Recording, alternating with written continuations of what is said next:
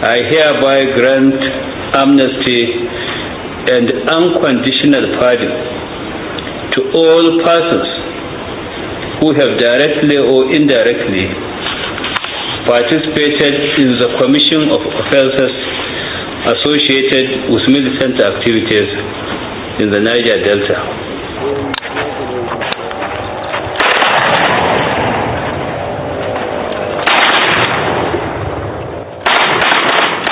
The last shots of an ex-agitator about to drop his arms and embrace the federal government's presidential amnesty program proclaimed by former President Umar Musa Yar'Adua in 2009. I am presenting this as a gift for the love of our nation, Nigeria, for war that we don't pray for.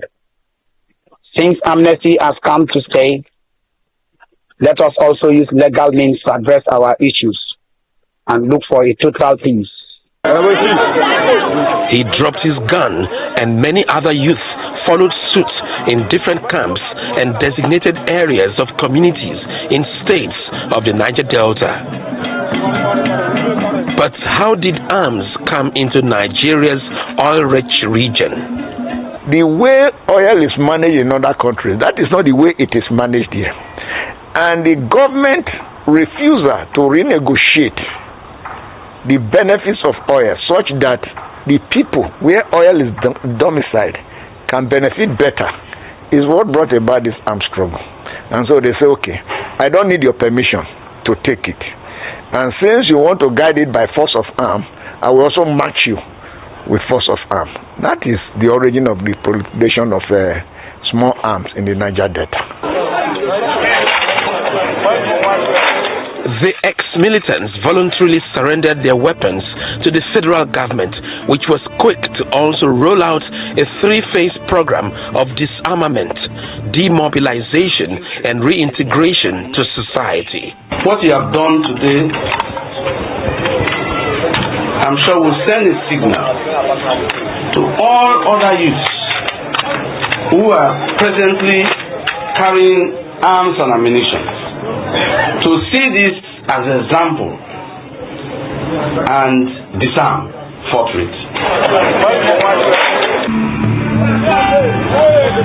15 years and counting, and with the program still running, it appears the arms and ammunition are back in the hands of the youth of the region. It is arguably true that there are even more arms and ammunition around this region even before amnesty was declared.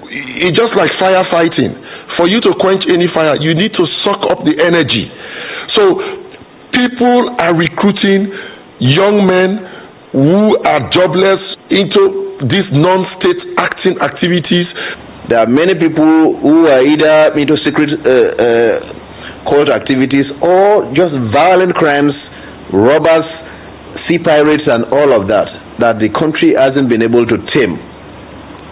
So there's a grave danger to national security when arms are in the hands of criminals with little sense. Nigeria is largely a mono-commodity economy because of its dependence on oil from the Niger Delta. But this natural resource is also a bone of contention among certain interest groups. Yet again, the political class is not entirely innocent when arms proliferation is a subject of discourse. Because of the desperation among politicians, during elections, yes, when you recruit these boys, definitely you have to provide them with the arms. But the question is that after the elections, are you able to take back these arms? Because most of them don't qualify for appointments because they are not schooled. Most of them are not qualified for any form of training. I haven't won the election. You don't even have somewhere to keep the arms. So the weapons are not repatriated from them. They have to get involved in either armed robbery, right, or be at the mercy of those persons that want them as mercenaries. On March 14, 2024, 17 soldiers were ambushed and killed in Okwama by unidentified youth. After weeks of investigation extending to Igbomotoro in southern Niger Council area, photographs of suspects involved in the national tragedy. This latest disturbance adds to growing concerns of insecurity in a region quite pivotal to Nigeria's economic stability. Whatever has happened in Okwama is, it's as a result of proliferated arms getting into the hands of non-state actors. It's not just mopping up the arms. When you mop the arms up, what are you replacing it? You have to replace with skills that puts food on the table of these non-state actors. The Presidential Amnesty Program was introduced as a solution to insecurity and wanton destruction of critical oil and gas infrastructure. So how well has it served its purpose? The crisis of the killings of the soldiers and the killings of civilians in Delta State are two different things. Today in Nigeria, there are arms everywhere. There is no state, no region where you don't have some group carrying arms. And so it has nothing to do with the Niger Delta Amnesty Program. Everywhere, the people are carrying arms, and the government have to buckle down and solve the issue of insecurity. That program should be reviewed again, because the management of the process was fraught with all manner of irregularity and compromises. There are people who have come to question that their camps were not attended to.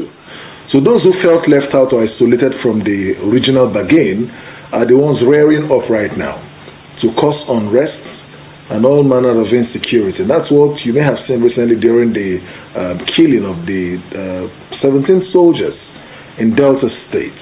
And the question that has resulted in the bearing of arms by our people in the region must be addressed. And if you don't address it, this whole idea of proliferation of arms, insecurity, oil theft, and many others will continue. While the hunt for killers of 17 soldiers in Okwama continues, quite disturbing is the proliferation of arms in the Niger Delta in a post-amnesty era. It's also true that the problem extends beyond the oil-rich region to the north, where Boko Haram and bandits also weave sad tales of insecurity. The southwest and southeast are also in the mix. Difficult as it may seem, checking arms proliferation is a duty that the security agencies must be willing to undertake to ensure a safe society. Ovietime George, Arise News.